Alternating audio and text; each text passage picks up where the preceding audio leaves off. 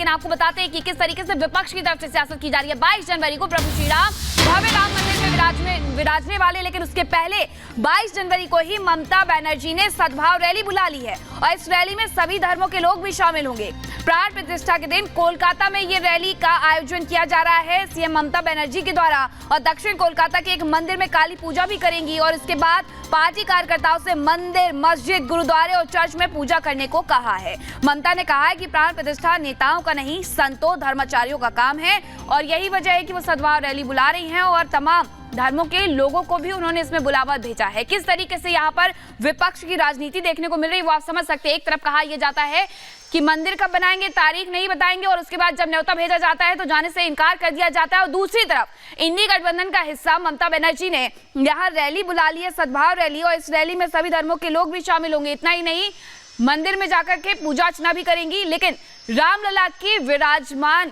जिस दिन उन्हें होना है उसी दिन ये रैली बुला ली गई है, जिसके बाद उन पर कई सवाल खड़े होते हैं। दो तस्वीरें आपको दिखा रहे हैं जहां प्राण प्रतिष्ठा की तैयारियां पूरी कर ली गई है, बस कुछ ही दिन शेष रह गए हैं, तो दूसरी तरफ विपक्ष की तरफ से भी जमकर राजनीति यहाँ पर देखने को मिल रही है। तो प्राण प्रतिष्ठा के दिन ममता एक रैली कर रही हैं। ये वो नेता हैं, इनमें से कुछ नेता ऐसे हैं जिनको इनविटेशन दिया गया लेकिन निमंत्रण के बाद भी नहीं जा रहे हैं।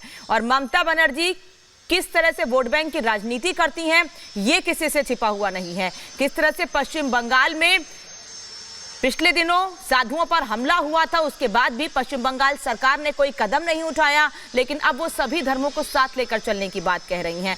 मस्जिद, गुरुद्वारे जाकर अपने कार्यकर्ताओं से लोगों को एकजुट करने की अपील कर रही हैं और कह रही हैं कि टीएमसी के नेता मस्जिद, गुरुद्वारे जाएं, मंदिर जाएं। प्राण प्रतिष्ठा पर विपक्ष सियासत कर रहा है और वो ये कह रही हैं कि प्राण प्रतिष्ठा का कार्य जो है वो साधु संतों का है, लेकिन हम सभी धर्मों को जोड़ने का काम करते हैं। लेकिन अगर ममता बनर्जी सभी धर्मों को जोड़ने का काम करती हैं तो पश्चिम बंगाल में हिंदुओं पर हमले होते हैं, संतों पर हमले होते हैं, उस पर ममता बनर्जी कोई बयान क्यों नहीं देती हैं। रामनवमी के जुलूस पर पत्थर चला दिए जाते हैं लेकिन उस वक्त कोई बयान नहीं आता है, लेकिन अब 22 जनवरी जब देश के लिए, दुनिया के लिए, तमाम राम भक्तों के लिए बड़ा दिन है, उस दिन वो सद्भाव रैली कर रही हैं। प्राण प्रतिष्ठा के दिन ममता बनर्जी ने यह सद्भाव रैली बुलाई हुई है। आपको बता दें कि कई ऐसे राम भक्त हैं जो पश्चिम बंगाल से पैदल यात्रा करके अयोध्या पहुंच रहे हैं, प्रभु श्री राम के प्राण प्रतिष्ठा समारोह में शामिल होना चाहते हैं, और वो साफ तौर पर बताते हैं कि पश्चिम बंगाल में अगर आप राम भक्त हैं, अगर आप नाम लेते हैं भगवान श्री राम का, तो किस तरीके से उनके साथ बर्ताव किया जाता है। और वीएचपी लीडर सुरेंद्र जैन इस वक्त हमारे साथ जुड़े हैं। सुरेंद्र जी, ममता बनर्जी 22 जनवरी को पश्चिम बंगाल में सद्भाव रैली बुला रही हैं और कह रही हैं सभी धर्मों को साथ लेकर चलेंगे। कार्यकर्ताओं, नेताओं से कह रही हैं मंदिर जाइए, गिरजाघर जाइए और लोगों को साथ लेकर आइए। क्या कहेंगे इस पर? ममता बनर्जी ही नहीं, इन सब लोगों का इतिहास राम विरोधी रहा है, हिंदू विरोधी रहा है। हमने अपना हृदय विशाल करके उन सबको भी निमंत्रण दिया। हमारी इच्छा थी कि सब आए और आकर राम जो राष्ट्र नायक हैं, देश में कोई भी किसी भी धर्म का हो, उन सबके लिए महापुरुष हैं, सब उनके चरणों में बैठे और देश को प्रगति करने का संकल्प लेकर एकजुट होकर जाएं। लेकिन जिनके सौभाग्य में ही नहीं है राम का आशीर्वाद लेना, वो नहीं आ पा रहे।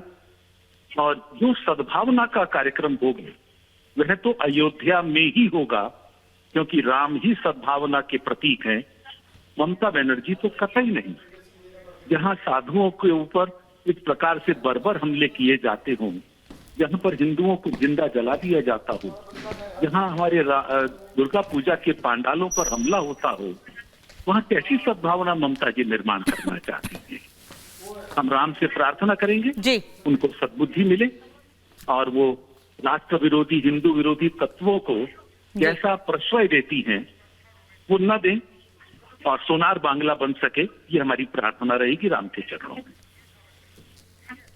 जी, बहुत धन्यवाद आपका, हमारे साथ आप जुड़े और आपने कहा कि किस तरीके से यहाँ पर जो राजनीति है वो तुष्टीकरण की राजनीति यहाँ पर देखने को मिल रही है। ममता बनर्जी ने जिस तरीके से आह्वान किया है कि मंदिर जाइए, मस्जिद जाइए, गिरजाघर जाइए और लोगों को लेकर के आइए। अब आपको बताते हैं कि असदुद्दीन ओवैसी ने क्या कहा है। असदुद्दीन ओवैसी ने भी इसी तरीके से निशाना साधा और कहा है बीजेपी में अंतर क्या है? दोनों ही तो हिंदुत्व की राजनीति कर रहे हैं। इस तरीके से यहाँ पर असदुद्दीन ओवैसी की तरफ से भी निशाना साधा गया है, जो ये कह रहे हैं कि लगातार यहाँ हर तरीके से विपक्ष राजनीति करते हुए नजर आ रहा है और इसी को लेकर के ओवैसी ने यहाँ पर हमला किया है।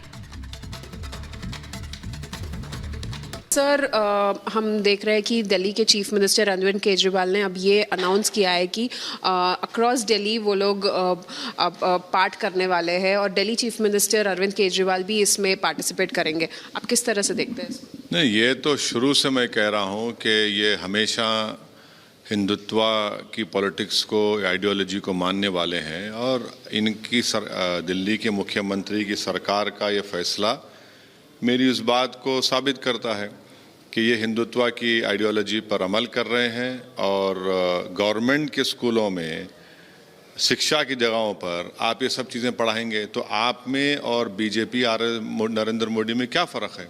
कोई फ़र्क नहीं है। इतने ग्रैंड स्केल पे जो अयोध्या राम मंदिर का इनॉग्रेशन होने वाला है उसके मद्देनजर रखते हुए ही ये सब किया जा रहा है, तो आप इसमें प्रॉब्लम क्या है सर? नहीं, प्रॉब्लम ये है कि गवर्नमेंट का स्कूल है, ये किसी का प्राइवेट स्कूल नहीं है, ये एक दिल्ली के मुख्यमंत्री की ज़ाती प्रॉपर्टी नहीं है।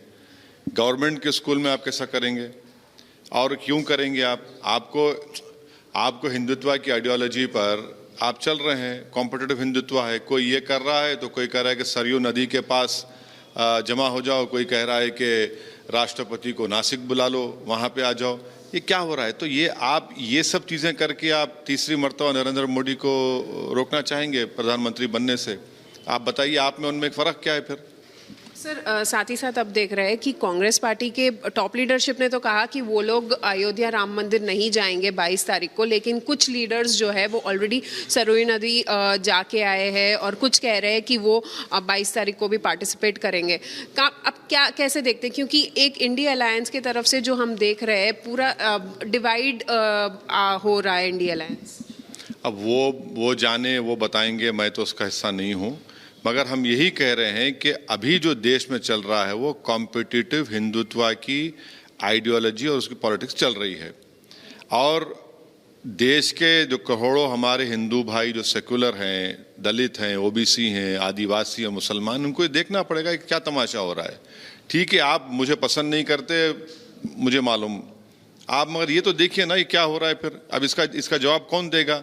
और भारत के मुसलमानों को ये देखना पड़ेगा कि ये जो पॉलिटिक्स चल रही है, तमाशे जो हो रहे हैं, इससे कैसे बीजेपी को आप रोकेंगे? क्या बीजेपी को रोकने के लिए किया जा रहा है सब ये? आप बताइए, उन्हीं की आइडियोलॉजी पे चल रहे हैं, उन्हीं के नक्शे कदम पर चल रहे हैं और गाली देते हैं हमको, उंगलियां हम पे उठाते हैं।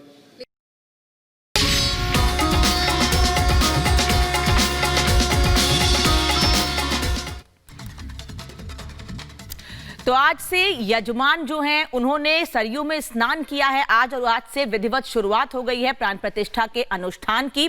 और उस अनुष्ठान का हिस्सा बनने के लिए प्रधानमंत्री भी पहुंचेंगे। प्रधानमंत्री ने भी इसको लेकर अनुष्ठान किया, यानी 11 दिन का व्रत कर रहे हैं। शिखा अयोध्या से इस वक्त हमारे साथ जुड़ी हैं। शिखा, क्या तस्वीर? और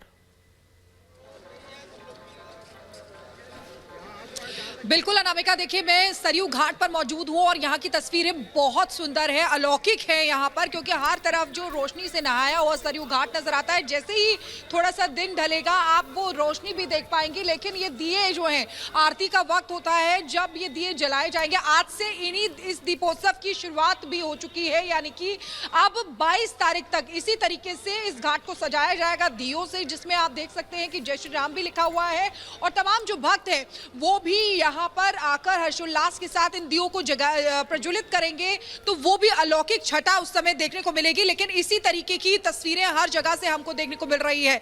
राम में जो धुन है वो हर जगह से गुंजायमान है पूरे अयोध्या के कण कण में।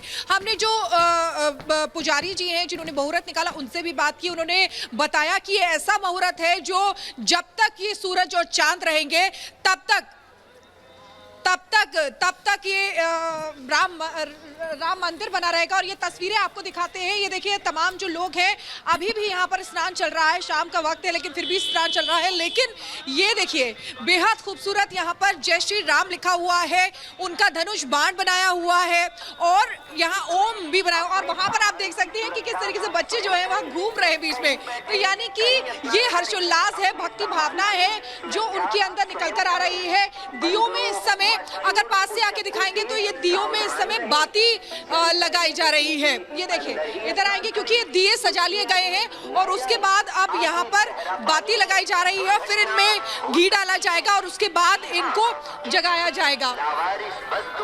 तो ये देखिए, तस्वीरें बेहद खास हैं जो आपको दिखा रहे हैं सीधे सरयू घाट से।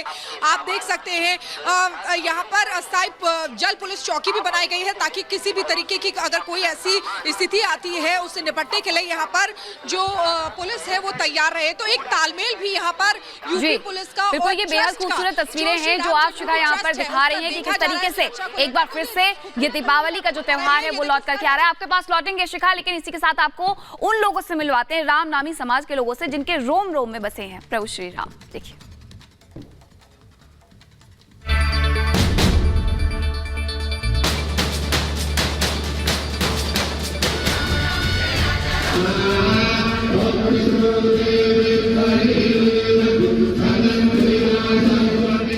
एक तरफ अयोध्या धाम में राम जन्मभूमि पर रामलला की प्राण प्रतिष्ठा की जोरदार तैयारियां जारी हैं, तो वहीं दूसरी तरफ देश में राम नामी समाज में भी राम मंदिर को लेकर हर्ष है। रोम रोम में राम नाम को धारण करने वाले राम नामी समाज के लोग मूर्ति पूजा नहीं करते, लेकिन अपने शरीर के रोम रोम में राम नाम को गुदवाने की इनकी परंपरा रही है।